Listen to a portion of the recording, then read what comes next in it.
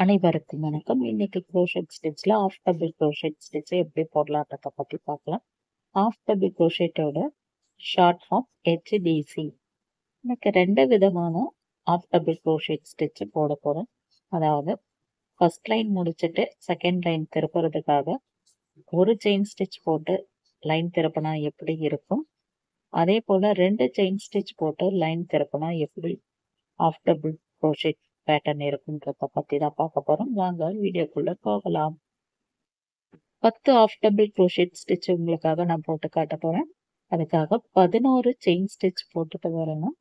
11 chain stitch போட்டு முடிச்ச பிறகு ஊசியில இருக்கிற அந்த வளையத்தை கவுண்ட் பண்ணக்கூடாது. ஊசிக்கு கீழே இருக்கிற ஒரு ஸ்டிச்சை ஸ்கிப் பண்ணிட்டு அடுத்ததா இருக்கிற 2வது செயின் ஸ்டிச் வழியா ஊசியை உள்ள விட்டு அந்த பக்கமா இருக்கிற ரன்னிங் நூலை இந்த ஸ்டிச்சுக்கு மேலே இழுக்கும் போது 3 லூப் ஊசியில இருக்கும். இந்த ரன்னிங் நூலை ஊசியில மாட்டி இந்த 3 லூப் வழியாவும் வெளியே இழுத்தோம்னா ஒரு ஆஃப் டபுள் க்ரோஷெட் கிடைச்சாச்சு. அடுத்த ஸ்டிச் போடுறதுக்காக ஊசியில ரன்னிங் நூலை மாட்டிட்டு அடுத்த செயின் ஸ்டிச் வழியா ஊசியை உள்ள விடணும். உள்ள விட்ட உடனே அந்த பக்கமா இருக்கிற ரன்னிங் நூலை மேலே இழுக்கும் போது ஊசியில 3 லூப் இருக்கு. இந்த 3 லூப் கிடைச்சதும் ஊசியில ரன்னிங் நூலை மாட்டி 3 லூப் வழியாவும் ரன்னிங் நூலை எடுத்தோம்னா 2வது ஆஃப் டபுள் க்ரோஷெட் கிடைச்சாச்சு. இப்போ அடுத்தது 3வது ஸ்டிச் போடுறதுக்காக ரன்னிங் நூலை ஊசியில மாட்டியாச்சு. அடுத்ததா ஊசியை செயின் ஸ்டிச் உள்ள விட்டு ரன்னிங் நூலை மேலே இழுத்துட்டு 3 லூப் கிடைச்சாச்சு. ரன்னிங் நூலை ஊசியில மாட்டி 3 லூப் வழியாவும் ரன்னிங் நூலை இழுத்தோம்னா 3வது ஹாஃப் டபுள் க்ரோஷெட் ஸ்டிச் கிடைச்சாச்சு. போட்டுருக்கிற எல்லா ஸ்டிச்லையும் இதே போல தான் ஸ்டிச் போட்டுட்டே வரணும். 4வது ஹாஃப் டபுள் க்ரோஷெட் போட்டு முடிக்க போகிறேன். 4 ஸ்டிச் போட்டு முடித்த பிறகு இது போல் இருக்கும். 1 2 3 4 4 ஸ்டிச்சு நான் போட்டிருக்கேன். இன்னும் 6 ஹாஃப் டபுள் க்ரோஷெட் போடணும் இந்த லைன் முடிக்கிறதுக்காக. 10 ஆஃப் டபுள் க்ரோஷெட் ஸ்டிச் போட்டாச்சு. 1 2 3 4 5 6 7 8 9 10. இதுதான் ஃபர்ஸ்ட்ல இருந்து எண்ண வேண்டியது. எப்படி பார்த்தாலும் கரெக்டாக நமக்கு 10 ஆஃப் டபுள் க்ரோஷெட் ஸ்டிச்சு ஒரு லைன் போட்டாச்சு. இதுதான் அந்த first chain. First line of double crochet போட்டு முடிச்ச பிறகு அடுத்த லைன் எப்படி ஸ்டார்ட் பண்ணணும்னா, இங்க இருக்க இந்த லைனை திருப்பினாதான் நம்மளால அடுத்த லைன் போட முடியும். அதுக்காக ஒரே ஒரு செயின் ஸ்டிச் போட்டு இந்த பேட்டர்ன் அப்படியே திருப்பணும். செகண்ட் லைன் ஸ்டார்ட் பண்றதுக்காக ஊசியில நூலை மாட்டிட்டு ஃபர்ஸ்ட் ஸ்டிச்சு வழியா ஊசியை உள்ள விட்டு அந்த பக்கமா இருக்கிற ரன்னிங் நூலை மேலே இழுத்தோம்னா 3 லூப் கிடைக்கும். 3 லூப் வழியாகவும் ரன்னிங் நூலை வெளியே இழுக்கும் போது ஒரு ஆஃப் டபுள் க்ரோஷெட். அடுத்த ஸ்டிச்ல ஊசியை உள்ள விட்டு அந்த பக்கமா இருக்கிற ரன்னிங் நூலை ஸ்டிச் வழியா இழுக்கும் போது 3 லூப் கிடைக்கும். ரன்னிங் நூலை ஊசியில மாட்டி 3 லூப் வழியாகவும் ரன்னிங் நூலை எடுத்தோம்னா ஆஃப் டபுள் க்ரோஷெட் கிடைச்சாச்சு. இப்போ 3வது ஆஃப் டபுள் க்ரோஷெட் போட்டுருக்கோம். இதே போல தான் ஒவ்வொரு ஸ்டிச்லையும் ஆஃப் டபுள் க்ரோஷெட் போட்டுட்டு வரணும். லைன் திருப்புறதுக்காக ஒரே ஒரு செயின் ஸ்டிச் மட்டும் போட்டுட்டு அதன் பிறகு அதே ஸ்டிச்ல ஒரு ஆஃப் டபுள் க்ரோஷெட் போடணும். இப்போ 9 ஆஃப் டபுள் க்ரோஷெட் போட்டிருக்கோம். இந்த இடத்துல இருந்து நீங்க கவுண்ட் பண்ணி பாருங்க. 1 2 3 4 5 6 7 8 9. ஆனா நமக்கு இங்க 10 முடிஞ்சிட்ட மாதிரி தான் நமக்கு தெரியும். ஆனா இந்த இடத்துல கடைசியில ஒரு ஸ்டிச் இருக்கு. நம்ம அந்த ஒரு ஸ்டிச் போட்டதும் கிளியரா தெரியுது. இந்த ஸ்டிச்சை நம்ம கம்ப்ளீட் பண்ணா மட்டுமே இந்த பேட்டர்ன் கரெக்டா 10 ஆஃப் டபுள் க்ரோஷெட்டா வரும். கடைசியா இருக்கிற இந்த ஆஃப் டபுள் க்ரோஷெட்லயும் ஊசி உள்ள விட்டாச்சு. அந்த பக்கமா இருக்கிற ரன்னிங் நூலை இந்த லூப் வழியா இழுக்க போறோம்.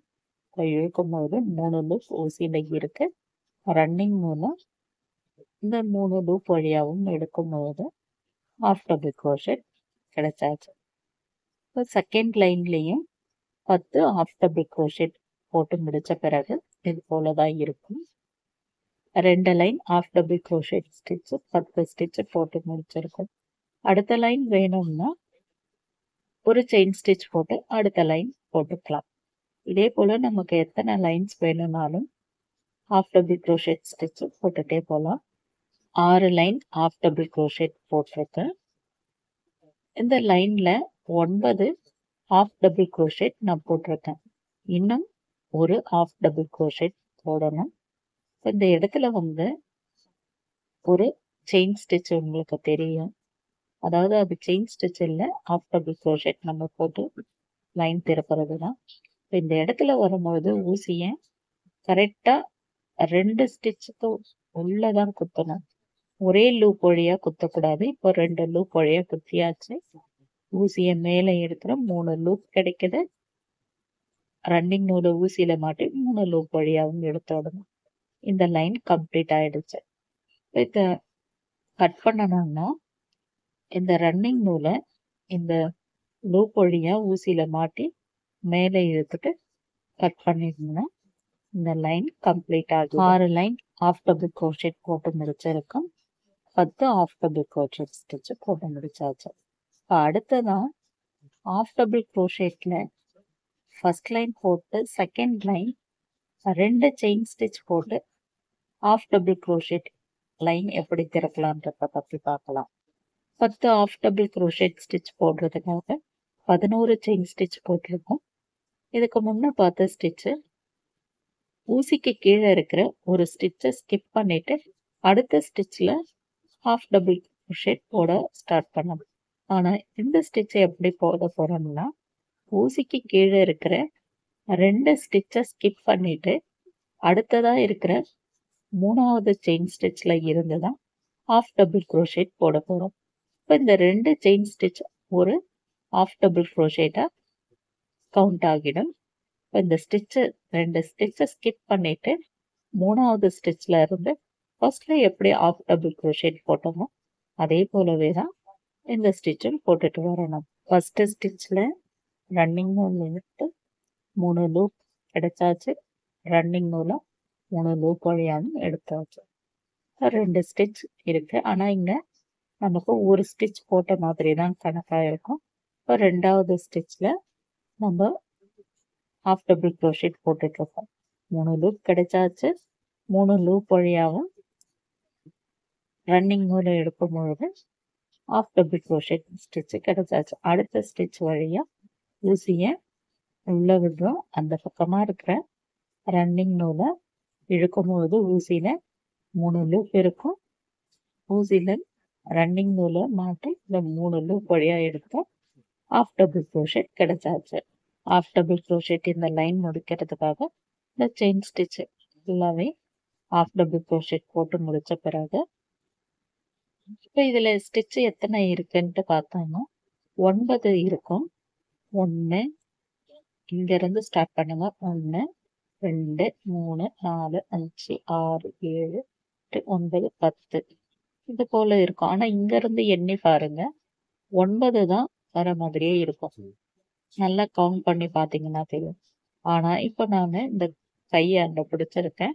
ஊசியில் ஒரு இடத்த பிடிச்சிருக்கேன். அந்த ஊசியில் இருக்கிற அந்த ஸ்டிச்சையும் இப்போ கவுண்ட் பண்ணி பாருங்க. 1 2 3 4 5 6 7 8 9 10 கரெக்டாக 10 ஸ்டிச்சு நமக்கு இருக்கு. ஆனால் பார்க்கும்போது 9 ஆஃப் டபுள் crochet இருக்கிறது போல தான் தெரியுது.